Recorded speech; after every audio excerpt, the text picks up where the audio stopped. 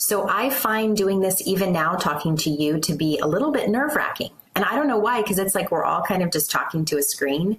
But one of the things that makes me laugh is that you never talk to yourself on a screen, right? So you can actually see yourself talking.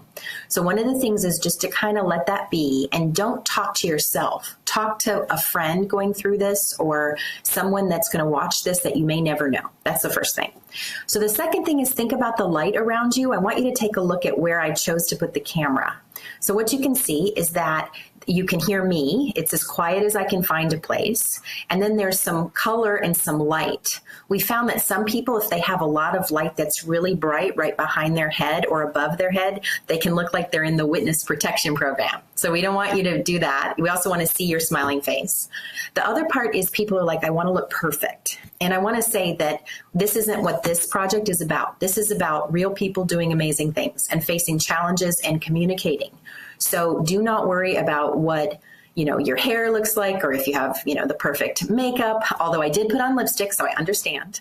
But the other thing I want to say is, let's say you did something and you go, I don't like this at all.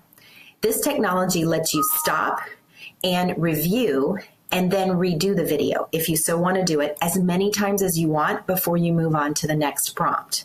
So know that there'll be prompts above you, and you can choose the prompts you want to do. So if there's a prompt that we're offering you that you go, that's not my story, just don't worry about it. Just skip that one. And then you will have a short set of prompts that will show up at the top. And these are the ones you've chosen. You answer these. And if you do the first one and it feels a little awkward, totally fine. Stop it, redo it. The most important thing is to approve it before you move on to your next prompt. At the end, all of these will seam together and it'll look like you made this wonderful share from beginning to end of all the important things that you wanted to share. So I've had the privilege of talking to and listening to over 100 people who've made these videos, and they've told us a lot of tips. So I want to share them with you. So the first thing is you have to decide, do you want to do this on your computer or on your phone? Either one is totally possible. And then you have to decide, do I want to do it inside or in my car? Interestingly enough, we've had a lot of people who've chosen to do it in their car. And if you have great light and it's quiet, you can do this any place you feel comfortable. Just remember, if you're like lying on your bed and looking over like you would do with your friend or a FaceTime call or something, it might look a little weird. So that's just something to think about. For privacy reasons, I'd recommend that you only use first names of people involved with your situation, that you don't identify your transplant center, and that you don't put anything in the background that might identify your email or phone number. Okay, so now that we have all the practical stuff figured out, you know what you're going to wear, you know what the background is, the light's great, and you've tried it once and you're a little bit over your nervousness. The question is, what do you want to say? And this isn't for me to say. This is for you to think about being a friend or a coach or someone telling the truth to somebody else who would really appreciate it.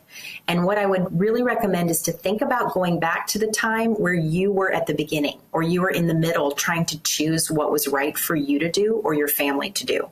And to then walk someone through that from that point, which is probably from where they're listening from to where you are now, and show them what you've learned from here to here.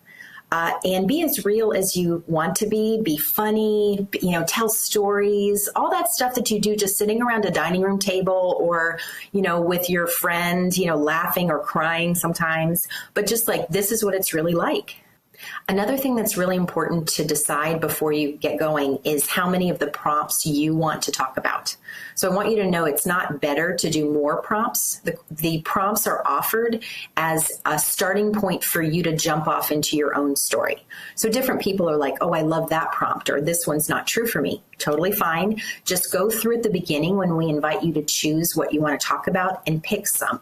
We found that people who pick less actually do a little bit better because then they can say, I've picked 8 prompts that are the key parts of my story.